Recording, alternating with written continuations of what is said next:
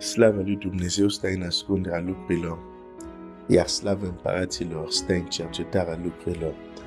Proverbele 25, versetul 2. Cartea Esterei. O să ne întoarcem, dar mai am câteva lucruri importante de văzut în ceea ce privește acea pildă și despre acel text din Galateni care spune: câte vreme moștenitorul este nevârstnic, este imatur, nu se deosebește cu nimic de un sclav, măcar că este stăpân peste tot. Acest verset explică de ce. Vei citi uneori unele cuvinte în Scriptură și te vei aștepta să fie o realitate în viața ta. Și totuși nu sunt. Deși ești bine intenționat, deși crezi cuvântul lui Dumnezeu, dar acele promisiuni nu sunt o realitate, pentru că sunt promisiuni care devin reale doar în viața celor maturi. Vreau să-ți spun un lucru în această dimineață. Nu toate promisiunile din Scriptura sunt pentru toată lumea. Există promisiuni care sunt pentru oameni maturi, alți pentru oameni bebeluși, dacă vrei, alți pentru intermediari, dacă vrei. Îți voi arăta azi dimineață că nu totul e pentru toată lumea. Și atunci când nu facem această deosebire, când nu realizăm asta, există versete care le ocolim.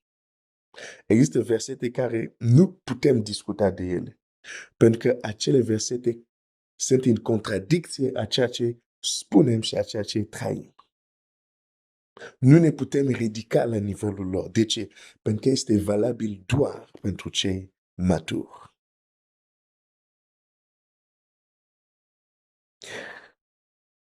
O să încep cu un text, un lucru care spune Domnul Iisus. Și aici e Domnul Iisus care vorbește. Nu e un teolog, nu e o tradiție religioasă, este Iisus Hristos despre care Tatăl a zis de El să ascultăm și ar fi bine să ascultăm de El. Luca 6, versetul 40. Luca 6, versetul 40. Uite ce zice Domnul Iisus aici. Uite ce ne vorbește, ce l-a vorbit lor, dar ne vorbește și nou. Ucenicul nu este mai presus de învățătorul lui. Ucenicul nu este mai presus decât învățătorul. Ce Domnul Iisus a trimis ucenic să facă e exact asta. Mergeți și faceți ucenici. Ce am făcut cu voi, mergeți și faceți cu alții. Și dacă studiem istoria bisericii, vom realiza că în mare parte biserica s-a îndepărtat de acest plan al lui Dumnezeu.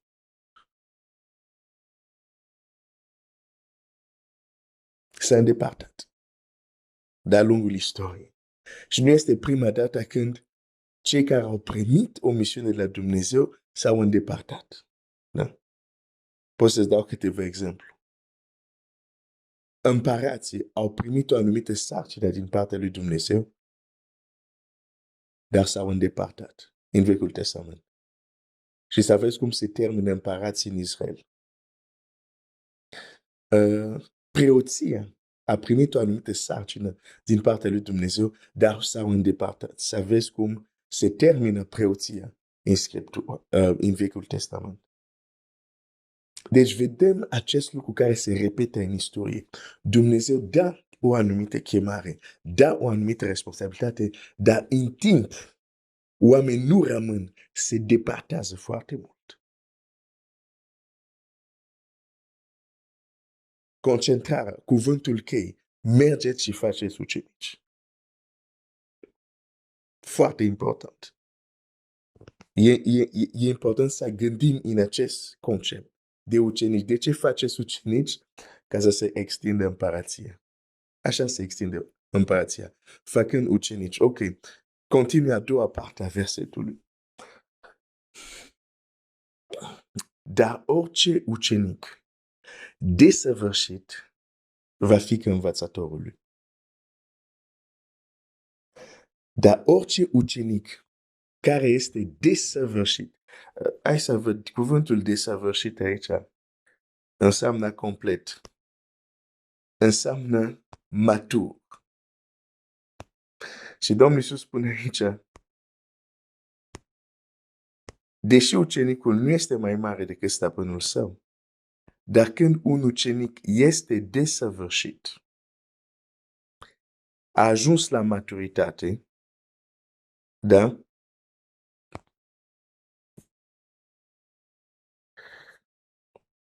Înseamnă că el va fi ca stăpânul lui.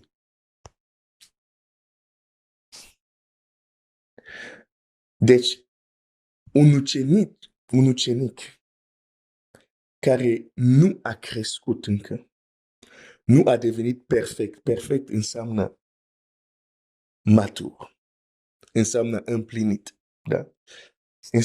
Deci, un ucenic care n-a ajuns încă să fie matur, deși este ucenic, nu are cum să asemene cu Domnul lui. Vezi? Deci, de exemplu, suntem chemați să fim asemenea chipul Fiului Său. Nu e așa? Așa scrie. Da. Bun. Dar, de exemplu, acest pasaj nu-i, adică Dumnezeu va să se întâmple pentru toți copiii lui, dar în realitate cei care trăiesc acest pasaj sunt doar cei maturi. Dacă nu ești împlinit, dacă nu ești desăvârșit, dacă nu ești matur, nu ai cum să semeni cu stăpânul tău. Există texte din Scriptură care nu se adresează la toți creștini. Există texte care se referă la bebeluși, alții la tineri și alții la cei maturi. Și când punem totul în același oală, avem probleme.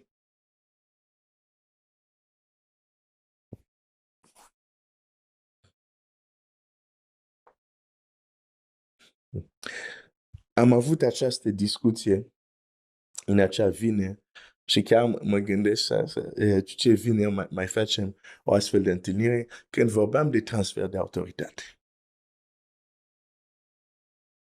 Și bineînțeles, multe lucruri nu le-am vorbit. Nu le-am atins. Dar pot să spun lucrul următor. Îți trebuie totuși o anumită maturitate. Să exersezi autoritate care o ai ca și copil al lui Dumnezeu. Pentru că dacă auzi predici, învățături care îți spun în Hristos ești mai mult decât băritor, identitatea ta în Hristos este, toate lucrurile astea sunt adevărate. Și mulți copii al lui Dumnezeu, când au auzit aceste predici, au fost pe bănci și sălile unde ascultau predică. Inima lor a crescut foarte mare, au zis, gata, am cheia rezolvării problemele, gata, sunt în Hristos, mă duc acasă, o să încep să spun, să declar, sunt capul, nu coada, să nu știu ce. Și realitatea i-a dezumflat foarte repede. Pentru că s-au dus, au proclamat, au zis nu s-a întâmplat nimic. De ce? Oare învățătura este falsă? Nu, dar e pentru oameni maturi. Se poate aplica doar dacă ai o anumită maturitate. Dacă ești încă copil, sunt lucruri care sunt ale tale, dar când o să încerci să le aplici, nu o să funcționeze. De ce? Pentru că ești încă copil.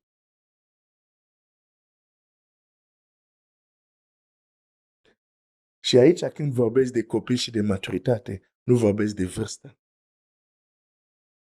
E șocant uneori maturitate care pot să găsesc la unii care sunt foarte tineri. De vârstă. Și totuși uneori mai matur decât unii mult mai înaintat în vârstă. Deci aici nu e vorba de vârstă. Deși vârsta ar trebui să ne ajute. În sensul că dacă avem mai mulți ani, ar trebui să fim maturi, dar nu e totdeauna așa. Matur spiritual mă refer. Deci, ucenicul nu este mai mare decât stăpânul său, dar orice ucenic desăvârșit, matur, va semăna cu, va fi ca stăpânul lui, va semăna cu stăpânul lui.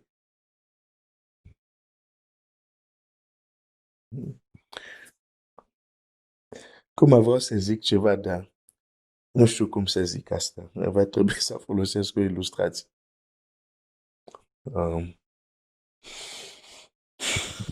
Ok. Hai să încerc așa.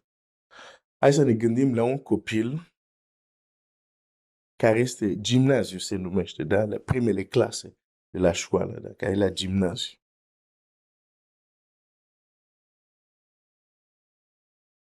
Ok.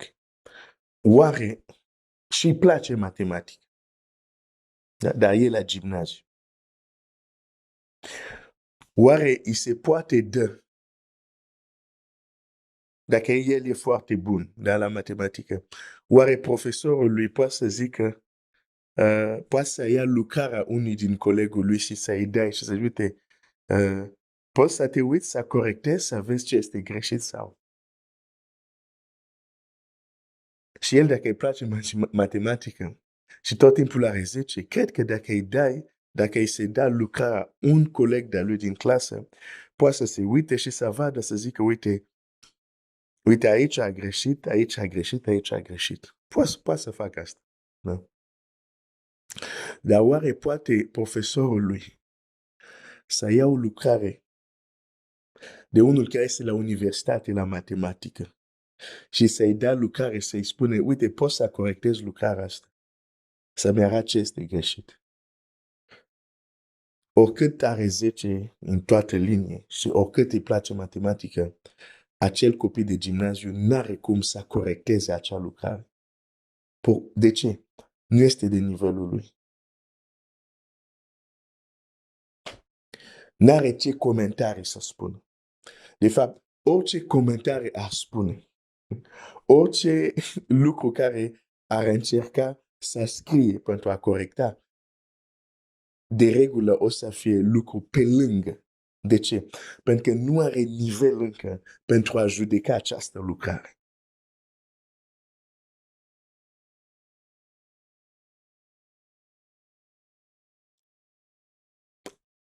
Nu știu dacă e cea mai bună ilustrație, dar vreau să ajung undeva cu asta.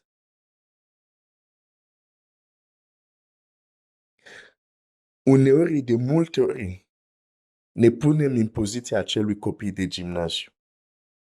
Vrem să corectăm lucrarea unor care sunt la universitate, că noi nici la liceu n-am ajuns. Sau, hai să zic, vrem să corectăm o lucrare de doctorat. Dar asta e mai bine spus.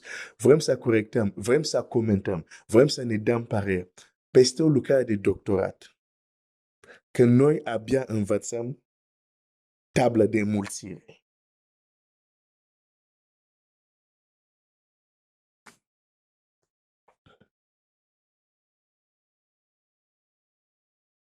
Există texte unde ar trebui să fim smerit. Există texte unde nu ar trebui să vorbim foarte mult. De fapt, există texte unde ar trebui doar să ne rugăm, să zicem, Doamne, ajută-ne să ajungem la nivelul respectiv. Există texte unde nu ar trebui să comentăm, pentru că nu e de nivelul nostru. E în Scriptura, dar nu e de nivelul nostru.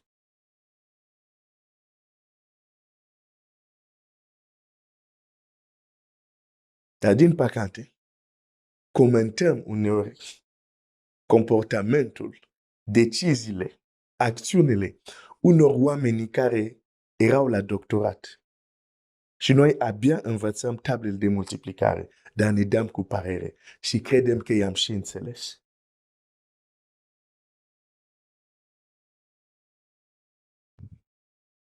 Tu poți să înțelegi cum Domnul Iisus a mers pe ape. Tu poți să înțelegi cum Petru intră unde este,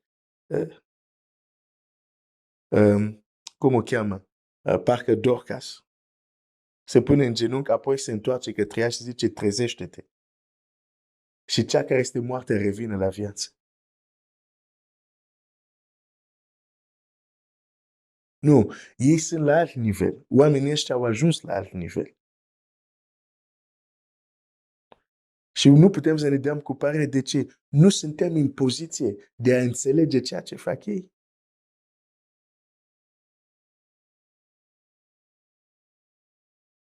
Putem înțelege de ce Ilie când se urcă pe munte se pune în genunchi. Singurul lucru care spune Scriptura, nu se spune, nici Biblia nici nu zice că s-a rugat. Bine, în Iacov o să spune că s-a rugat. Dar textul în sine zice, Ilie s-a urcat pe vârful muntelui, s-a plecat și a pus capul între genunchi, atât. Și apoi a zis la slujitorul lui, du-te și uite-te înspre mare. Du-te a 7-a oară. E la alt nivel. Un om când armata vrea să fie arestat, zice, dacă sunt un om al lui Dumnezeu, să se coboare foc. E la alt nivel. Nu gândește ca noi. Nu vede lucrurile ca noi. Și nu putem judeca cum acționează. Pentru că de ce? Nu suntem în poziția.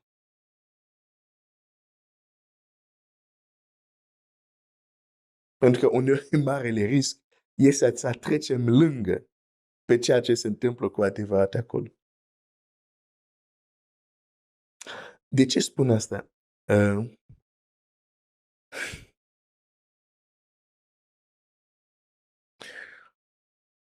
Unele lucruri din Biblie, persoanele cele mai potrivite pentru a înțelege ce se întâmplă acolo, sunt cele care au ajuns măcar un pic la nivelul în care era persoana despre care citim.